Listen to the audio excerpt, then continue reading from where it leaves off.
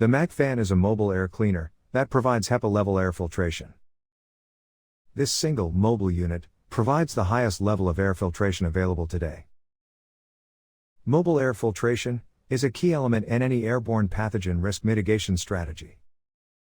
To access the filters, no tools are required. The MAC fan is standard with a MERV 8 pre-filter. This filter is installed on the inlet safety grille and slides in and out for easy, simple replacement. To access the HEPA filter, simply unscrew the threaded filter retainer knob. On the bottom and at the top. Now, lift the bottom filter retainer angle up and out. Slide the top filter retainer to one side to remove. The HEPA filter can now be centered in the opening and slid out for removal.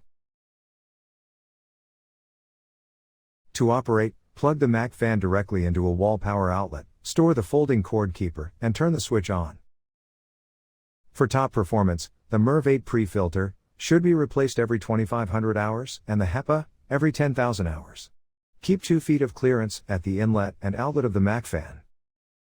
Airflow can be adjusted to the desired setting by simply using a small, flat blade screwdriver. The MAC fan has numerous additional features that make it the ideal mobile air cleaner.